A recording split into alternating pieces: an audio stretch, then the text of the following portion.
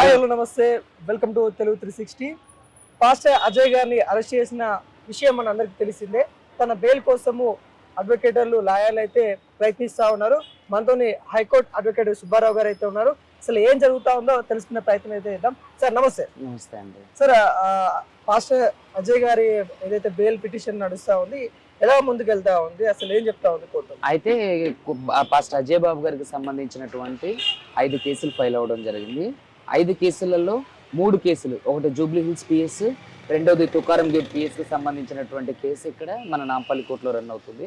తర్వాత ఇంకొక కేసు మన ఎల్బీ నగర్ కోర్టులో రన్ అవుతుంది. సో ఇక్కడ ఆల్మోస్ట్ అంటే వచ్చిందని చెప్పొచ్చు, కానీ లాస్ట్ మూమెంట్ వరకు ఏం జరుగుతుందో తెలీదు.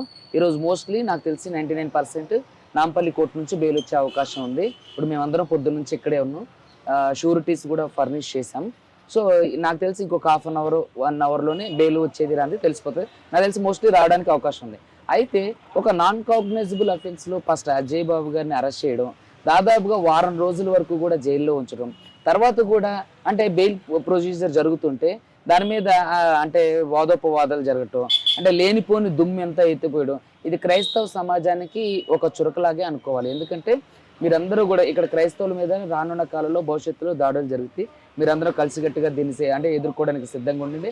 అదేవిధంగా క్రైస్తవులు అందరూ కూడా ఏకదాటి మీదకి రావాలి. అందరూ కూడా మీ వాయిస్ వినిపించాలి. ఇప్పటికే చాలా మంది మాకు కాల్స్ చేస్తున్నారు. పాపం మన పాస్టర్ అభినయ్ గారు, అదేవిధంగా అజయ్ కుమార్ గారు వాళ్ళ అన్న, తర్వాత సరోజక్క, లీగల్ ఎయిడ్ మెంబర్ సరోజక్క, తర్వాత నేను, అడ్వకేట్ ప్రశాంత్ అన్న, అడ్వకేట్ ప్రశాంతి అక్క, మేమందరం కూడా ఇక్కడ నాంపల్లి కోర్టులో ఉన్నాం. పాపం వాళ్ళు బెయిల్కి బాగా ప్రిపేర్ చేస్తున్నారు.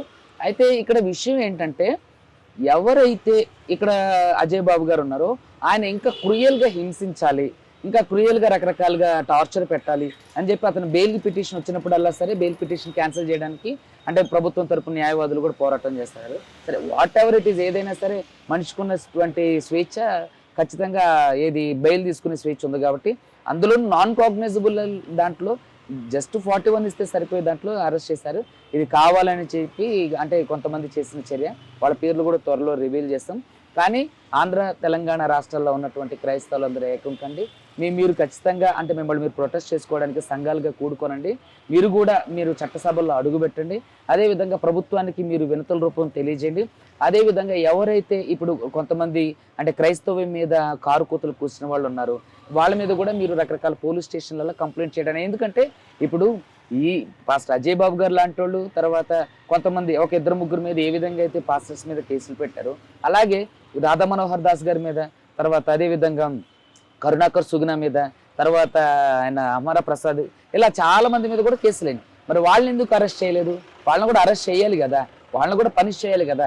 మరి ఈయన అరెస్ట్ కావడానికంటే ముందే ఈయన మీద అరెస్ట్ వారెంట్లు, తర్వాత ఎఫ్ఐఆర్ అవడానికంటే ముందే ఫస్ట్ అజయ్ బాబు గారు వీళ్ళందరి మీద కూడా కేసులు ఇచ్చారు. నేను మీడియాకి కూడా ఆ ఎఫ్ఐఆర్ కాపీని రిలీజ్ చేశాను. సో నేను చంచల్గూడకి వెళ్ళి పాస్టర్ అజయ్ గారిని కలిసినప్పుడు అడ్వకేట్ ములాఖాతులో దాదాపుగా హాఫ్ అన్ అవర్ వరకు కూడా నేను మాట్లాడడం జరిగింది. మీరు భయపడకండి, ఖచ్చితంగా ఇలాంటి ఒక ఇన్సిడెంట్ క్రైస్తవులందరినీ ఏకం చేస్తుంది. మీరేం భయపడకండి, బాధపడకండి.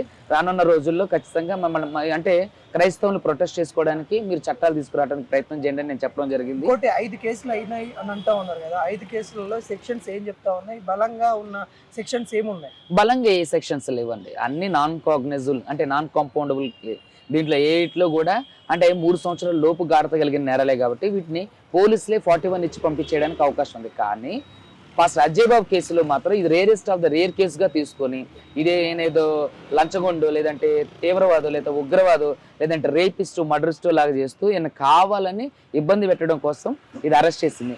ఇది కొంతమంది అంటే ప్రభుత్వంలో ఉన్నటువంటి కొంతమంది ప్రభుత్వ పెద్దల ప్రోద్బలం ఉందని తెలిసింది, అది క్లారిటీ రాలేదు.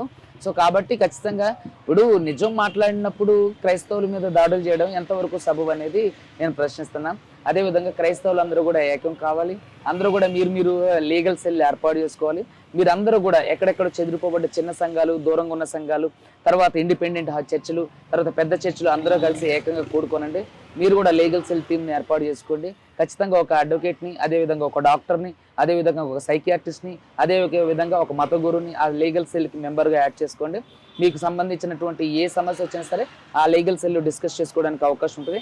అదేవిధంగా రానున్న రోజుల్లో క్రైస్తవులందరూ కూడా మీ ఓట్లు మీరే ఒక నాయకుడిని ఎన్నుకొని మీరు మీ చట్టసభలకు పంపించండి. అప్పుడు మీ తరపున కూడా మాట్లాడడానికి చాలా మంది ఉంటారు. రాజకీయ నాయకులు ఎవరో వస్తారు, ఎంతోమంది వస్తారు, మీతో మాట్లాడతారు, మీరు చర్చకు సంబంధించినవన్నీ చేస్తుంటారు. కానీ వాళ్ళు ఒక్కసారి గెలిచిన తర్వాత అవన్నీ మర్చిపోతుంటారు. కాబట్టి క్రైస్తవ సహోదరులందరికీ నేను ఇచ్చే సలహా ఏంటంటే రానున్న రోజులలో మీరే ఒక నాయకుడిని ఎన్నుకోండి, ఆ నాయకుడిని చట్టసభలకు పంపించండి. తద్వారా మీ మీద జరిగే దాడులకు కూడా చాలా వరకు తగ్గిపోవడానికి అవకాశం ఉంటుంది. మీ తరపున వాయిస్ వినిపించడానికి, అది పార్లమెంట్లో కానివ్వండి, లేదంటే రాష్ట్ర శాసనసభల్లో కానివ్వండి, మీ తరపున వాయిస్ వినిపించడానికి అవకాశం ఉంటుంది. దయచేసి ఈరోజు పాస్టర్ అజయ్ బాబు గారికి కన్ఫర్మ్గా నాకు తెలిసినంత వరకు 99 బెయిల్ వస్తుంది. కానీ ఇంకా బెయిల్ పెట్టి అంటే వీడు షూరిటీస్ ఫర్నిష్ చేస్తున్నారు. ఓకే.